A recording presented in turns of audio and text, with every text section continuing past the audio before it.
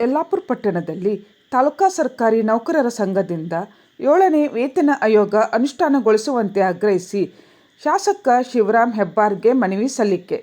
ಶುಕ್ರವಾರ ಸಂಜೆ ಸುಮಾರು 6:30ಕ್ಕೆ 7ನೇ ವೇತನ ಆಯೋಗ ನೀಡಿದ ವರದಿಯನ್ನು ಯಥಾವತ್ತಾಗಿ ಅನುಷ್ಠಾನಗೊಳಿಸುವಂತೆ ಆಗ್ರಹಿಸಿ ರಾಜ್ಯ ಸರ್ಕಾರಿ ನೌಕರರ ತಾಲೂಕಾ ಸಂಘದಿಂದ ಪಟ್ಟಣದಲ್ಲಿ ಶಾಸಕ ಶಿವರಾಮ್ ಹೆಬ್ಬಾರರಿಗೆ ಮನವಿ ಸಲ್ಲಿಸಿದರು.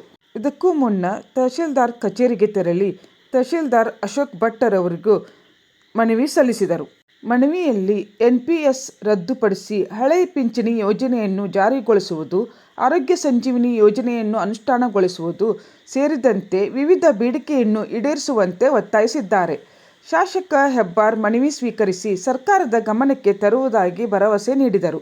ಈ ಸಂದರ್ಭದಲ್ಲಿ ನೌಕರರ ಸಂಘದ ತಾಲೂಕಾಧ್ಯಕ್ಷ ಪ್ರಕಾಶ್ ನಾಯ್ಕ್, ಪ್ರಧಾನ ಕಾರ್ಯದರ್ಶಿ ಶರಣಪ್ಪ ಗೋಜನೂರ್, ಸರ್ಕಾರಿ ನೌಕರರ ರಾಜ್ಯ ಪರಿಷತ್ ಸದಸ್ಯ ಸಂಜೀವ್ ಕುಮಾರ್ ಹೊಸಗೇರಿ, ಶಿರ್ಸಿ ಜಿಲ್ಲಾ ಪ್ರಾಥಮಿಕ ಶಾಲಾ ಶಿಕ್ಷಕರ ಸಂಘದ ಅಧ್ಯಕ್ಷ ನಾರಾಯಣ್ ನಾಯ್ಕ್, ತಾಲೂಕಾ ಪ್ರಾಥಮಿಕ ಶಾಲಾ ಶಿಕ್ಷಕರ ಸಂಘದ ಅಧ್ಯಕ್ಷ RR ಭಟ್, ಆರೋಗ್ಯ ಇಲಾಖೆಯ ರೇವತಿ ನಾಯ್ಕ್, ಮಹೇಶ್ ಗಚ್ಚಿನಮನಿ, NPS ನೌಕರರ ಸಂಘದ ವಿಶಾಲ್ ನಾಯ್ಕ್, ಕಂದಾಯ ಇಲಾಖೆಯ ವೃಂದ ಸಂಘದ ಜ್ಯೋತಿ ನಾಯ್ಕ್, ಅರಣ್ಯ ಇಲಾಖೆಯ ವೃಂದ ಸಂಘದ ಶ್ರೀನಿವಾಸ್ ನಾಯ್ಕ್, ಸಂತೋಷ್, ತಾಲೂಕಾ ಪಂಚಾಯಿತಿ ವೃಂದ ಸಂಘದ ನಾರಾಯಣ್ ಗೌಡ, ಮಂಜುನಾಥ್ ಆಗ್ಯರ್ ಹಾಗೂ ಸರ್ಕಾರಿ ನೌಕರರ ಸಂಘದ ಪದಾಧಿಕಾರಿಗಳು ಹಾಗೂ ತಾಲೂಕಿನ ಸರ್ಕಾರಿ ನೌಕರರು ಪಾಲ್ಗೊಂಡಿದ್ದರು.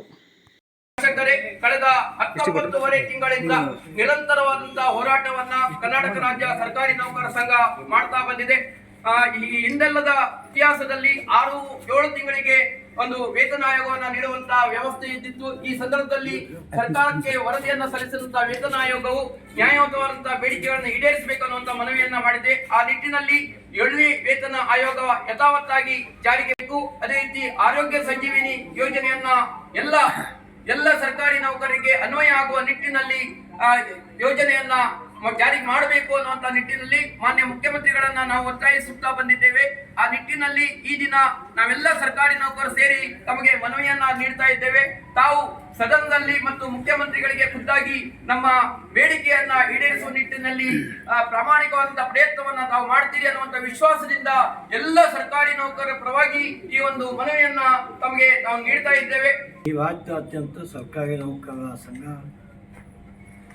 ಸರ್ಕಾರಕ್ಕೆ ತಮಗೆ ಕೊಡಬೇಕಾದ 7ನೇ ವೇತನ ಆಯೋಗದ